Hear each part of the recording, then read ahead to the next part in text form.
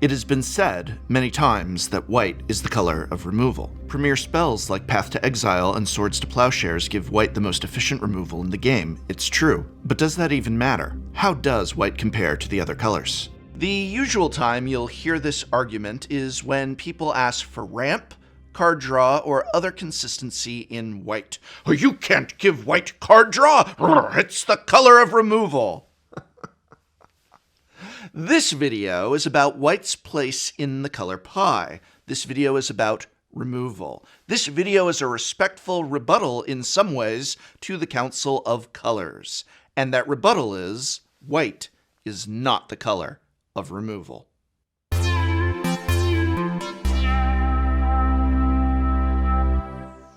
I think, before we truly get into what I'd like to talk about today, it's worth clarifying something. The color pie is experienced above all else. Just because there is intent, or just because something works on paper, doesn't mean that is how it will be received by your audience. This works both ways, of course. The majority of the time, it's us who are being asked to divorce ourselves from our expectations, and to wait for the development cycle to catch up. We're constantly asked not to read too much into the cards being printed now, and to accept that we are being listened to. We're even, more recently, told that players, quote-unquote, don't understand the color pie, and that there's, quote-unquote, nothing they can do to understand it, because design doesn't think it is reasonable for us, as players, to understand. Now, I'm no Spice 8-rack, because I'm not a commie pinko. I'm not quite as much of a commie pinko as you, but but I will nonetheless take a postmodern approach, a critical approach to how this is playing out. Before we begin, I ask that you divorce yourself from the color pie. In a way, I'm asking this too of Wizards of the Coast, asking very kindly, for the sake of argument, to put aside intent and theory and really feel how the players, how the consumers are experiencing the color pie. Yes, it's become a bit of a meme at this point, and yes, many of those in the vocal minority of players have played that meme out until the horse they are beating doesn't even resemble a horse. But, well, many a true word is spoken in jest. That's King Lear, by the way. White is not the color of removal. Yes, we have been given Doom's Scar, which is indeed an amazing and powerful removal spell for white. One of the best in a long time, in fact. But that's just it. It's the exception. Looking at the history of white, especially when viewed through eternal formats, we can see a much larger problem. Please put Doom's Scar aside for a moment, and list instead the most efficient removal for, say, a game of Commander. You'll probably list Swords to Plowshares and Path to Exile, but you will also list Rapid Hybridization, Pongify, Reality Shift, Terminate, Go for the Throat, Heartless Act, Doomblade, Kenrith's Transformation, Ram Through, and maybe even Inscription of Abundance. Red is, I believe the expression is, shafted here, but this is all at 1 or 2 mana. Among it, white has a minimal amount of presence. When you open it up to 3 mana spells or sorcery spells, well, white is hardly ahead there either. Generous Gift is analogous to Chaos Warp and Beast Within, while Kenrith's Transformation, Imprisoned in the Moon, and Song of the Dryads are on par in many ways with cards like Oblivion Ring. So yes, while white has Declaration in Stone and Wings of Abandon, black has access to the excellent Epic Downfall, not to mention free spells like Deadly Rollick and Snuff Out, and Dismember, a flexible removal spell that can hit a great deal of creatures. I will concede to you that white has the most flexibility and options when it comes to board wipes, but even there, the top played board wipes in Commander are ones like Toxic Deluge, Blasphemous Act, and Cyclonic Rift. All of that is to say the idea that white cannot have card draw or card advantage because it is the color of removal is absolute bullplop. It becomes all the more galling when you consider that members of R&D truly believe both Swords to Plowshares and Path to Exile were mistakes. In a 2010 article, Mark Rosewater confirms that he isn't big on either of the cards, and thinks they were too aggressively costed. On his Blogatog Tumblr blog, he also mentions, 5 years later, that many in R&D believe Path to Exile is an outright mistake. I ask you to justify how white earns its moniker as the color of removal if the very cards used to argue for that are indeed mistakes. I mean, we do not judge blue's strength as a color on the color pie breaks or bends or whatever of cards like Pongify, so if white's best removal was a mistake, it's just hard to have this conversation when it looks like the other party wants to have their cake and eat it too, or I guess their pie and eat it too. It's not the first time I'll bring this up today, but the frustration that the community feels when the goal posts are moved every single time is exhausting. Oh, but Professor, I hear you say, cards are designed for Magic and not for Commander. The color pie informs 60-card constructed and limited. Well, yes, you are technically correct. It's very hard to balance cards for Commander when they're designed for standard play. It's a completely different game after all. You can't just reprint Path to Exile into a standard set.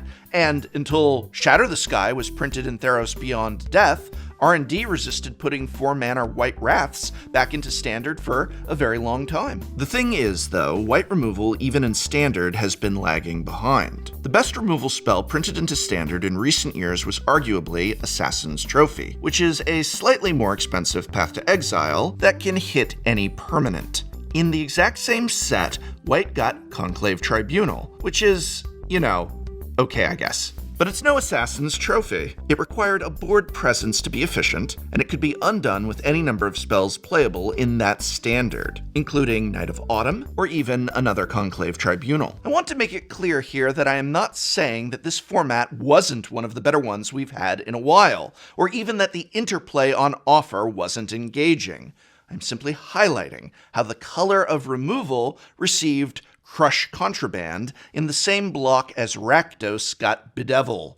The most relevant removal spells from Throne of Eldraine were probably Oko, Thief of Crowns, and Kenrith's Transformation, which says a lot. Now, if we go too far into a discussion about White's power level or place in Constructed, we risk having an entire video unto itself. So let's bring it back around.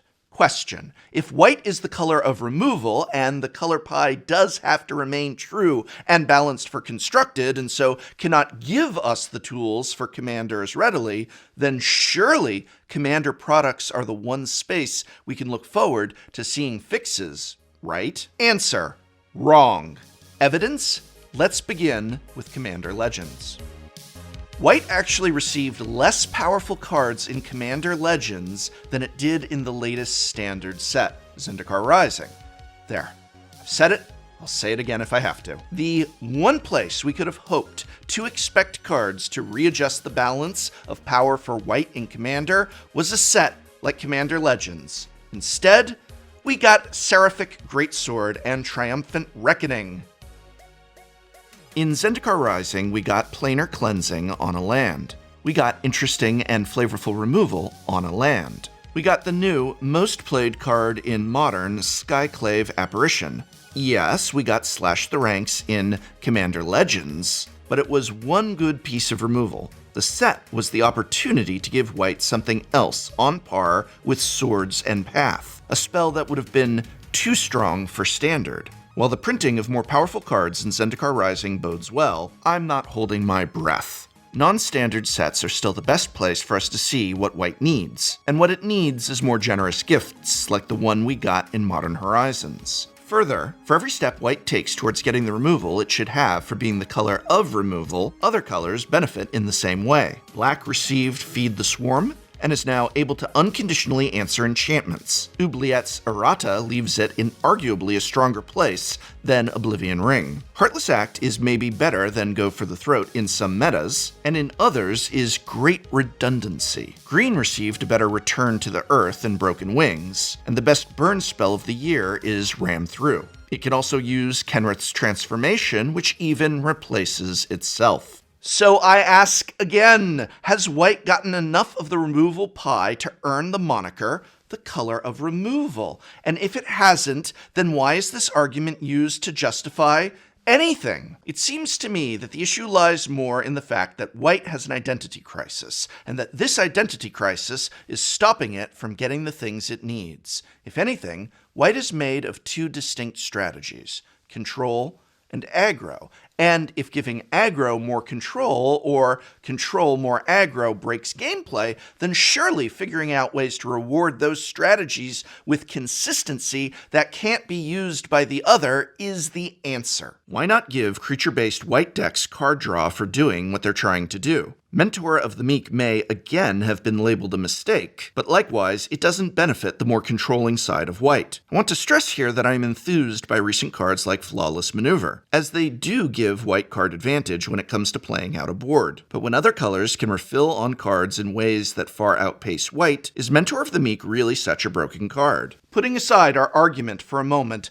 let's look at the color pie, because even if we debunk the notion that white is the color of removal, what players are currently feeling is more that white is not the color of a great many things. Some players are even wondering what white's identity even is anymore. The most recent Color Pie article is from 2017, an article that Wizards really needs to update. Since 2017, red has been given more and more impulsive draw effects, and even a new wheel effect. Black has gotten enchantment removal. And green? Well, everyone jokes about green taking more of the pie, but what's grating is the argument for white not gaining new mechanics or ways to draw cards is that they don't want to overlap with green's part of the pie.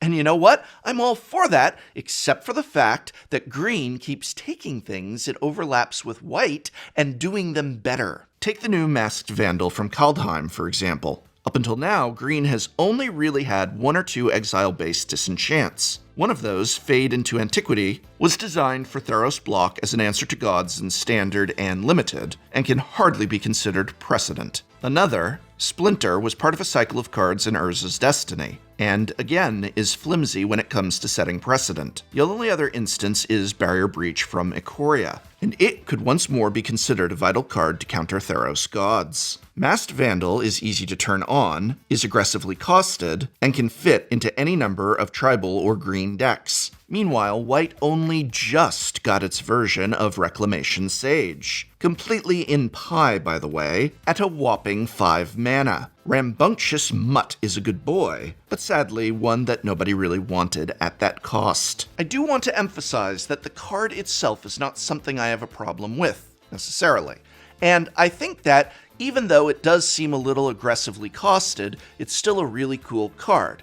But it's what the card represents that's the issue here. If the idea of overlapping green and white is so unattractive when it comes to expanding white's color pie, why then is green allowed to take the exile part of whites? I'd love to say this inconsistency in approach was rare, but we've seen it a lot this year. Take Commander Legends' new Turtle Commander, Archelos, Lagoon Mystic. Upon seeing this card previewed, many Magic the Gathering players asked the question, why is this card not banned? Making opponents' creatures enter tapped is a very white effect. We've seen it many times before on Authority of the Consuls, Blind Obedience, Thalia, Heretic Cathar, and on. Even in consulting the 2017 Color Pie article, we see that white is primary and blue secondary. The black and green on this card were honestly pretty hard to argue for, with green being, mostly acceptable given Derevi, Tameo field researcher, and Stoic Angel already exist. The answer we got from R&D wasn't exactly what people expected, though. Jules Robbins of Wizards of the Coast Design tweeted that Archelos' abilities feel white, but that it would be cool to include black in the color identity to synergize with tapped zombies. I'm sorry, what? It would be cool to do a thing? So you shifted the colors around? This really doesn't feel great, especially given that one of the most common arguments against white receiving cards based on flavor alone is that the color pie must be respected, and that mechanics will always top flavor. Recently, Council of Colors white representative Ari Nye guested on the Commander Theory podcast. Upon being asked whether mana leak effects could be white, given they were taxing like the experimental card Mana Tithe, Ari stated that, because many people find counterspells unfun to play against, why would they want to extend them to another color? Think about how many players just hate playing against blue decks because they might get their stuff countered. And then, do we really want people to say, it's not that I hate playing against blue decks, I just hate playing Magic? In a way, I kind of get that, but at the same time, just because something may be considered unfun, I'm not sure that precludes it from being printed. The conversation turned then to Rhystic Study, and Ari agreed that it does seem like a white card.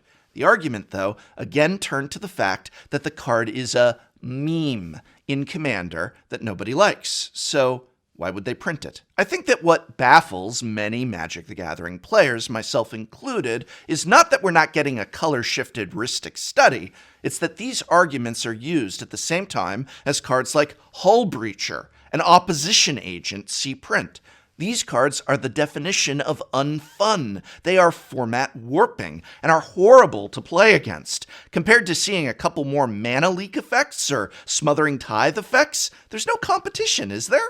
On the flip side, the card Mob was printed in Modern Horizons. Mob has Convoke, a traditionally green and white mechanic. It was printed because it was flavorful, and honestly, I'm here for it. Great design, but it begs the question, if other colors can borrow from white because it's flavorful or fun, then why is white not allowed to borrow from other colors because it's flavorful or fun? Or hell, because it seems reasonable based on what it already has in the color pie. White is tertiary in counterspells, but mana leak effects are again unfun. White is tertiary in trample, but Overrun is apparently locked into green. White is tertiary in extra combats, but only red is primary? Oh, and about that last one? Well, Waves of Aggression, the hybrid extra combats card, was also discussed on the podcast.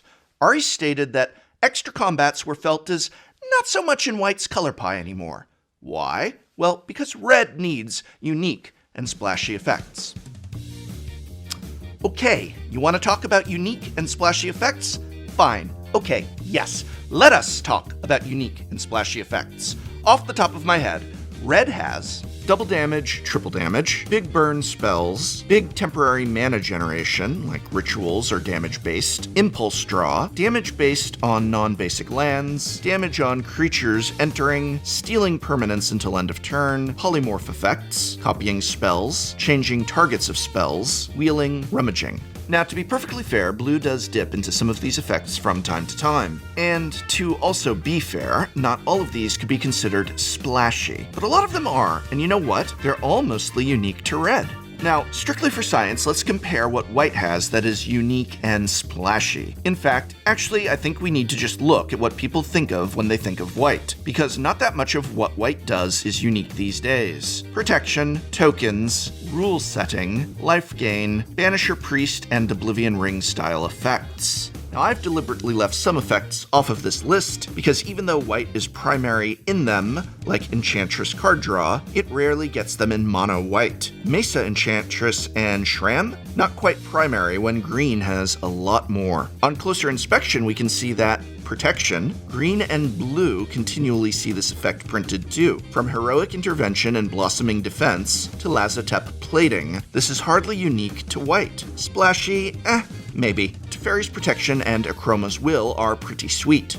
Token protection isn't unique to white, and white has to work so much harder. Gaining 5 life in a turn for Resplendent Angel? Why not play a land and get a 4/4 with Rampaging Baloths? Rule setting. We touched on Opposition Agent and Hull Breacher earlier, but when you throw in Collector Oof too, it's such a big gap between the last couple of Hate Bears that white has had. White used to be the color of Hate Bears, but R&D now wants to move rule setting to other colors. Life gain. Black and green are also both good at gaining life. It's slapped on to Greater Gargaroth, Inscription of Abundance, and Erebos' Intervention. Black gets to use life as a resource too. White doesn't have enough splashy effects to call call it unique and splashy. One Heliod and an Ajani, Strength of the Pride doesn't quite do it. If that is all white can muster, and those things are largely shared by other colors, then what is unique and splashy about white, and what justifies dropping extra combats from white's color pie? Red has a bunch of splashy effects, and I really just don't see how this adds up under closer inspection. As it stands, the most unique thing white has going for it today is the flavor. And if someone were to ask me a reason to play white in Commander, well, I'd tell them you play it because you like angels, or you play it because you like legendary heroes, or winning against the odds. But I'm not going to tell them you play white in Commander to play the game in a certain way, because every other color has more variety, or more consistency, and more tools in their arsenal. What makes that situation worse is that very flavor is what's holding white back.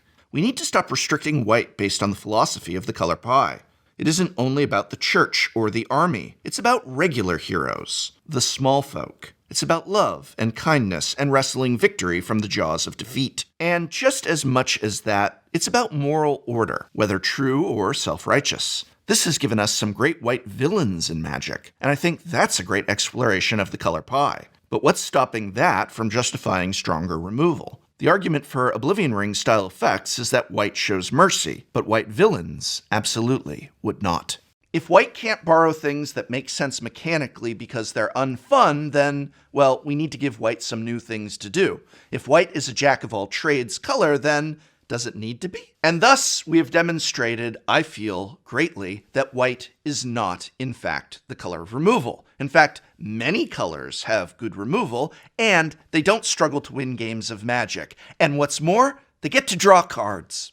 As of now, there aren't many reasons not to give white more card draw. It's not like mono white is flush with alternate win conditions to draw into, is it? If people are worried about white draw enabling control strategies, then I would ask you this. What can mono white control do in Commander with a few more cards that Azurius cannot? If these cards would truly warp standard, then print them in other products. It's that simple. That's what you have other products for. Not just to make more money, but also to offer things in them that you cannot offer elsewhere. We all know that Wizards doesn't care about legacy anymore. The biggest issue with fixing white, though, is not taking opportunities to do so. Printing Seraphic Greatsword in Commander Legends instead of something too strong or warping for constructed formats was, in my evaluation, a mistake, and one that simply cannot keep happening. I want to close this video by saying, of course, there are newer cards that counter some of the points I've made today.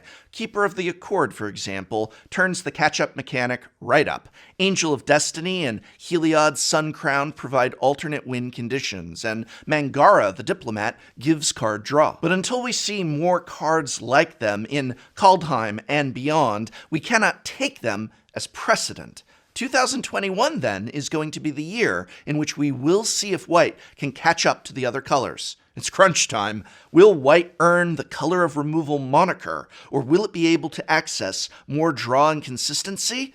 All I know is that those are the only options I see, and anything else is failure.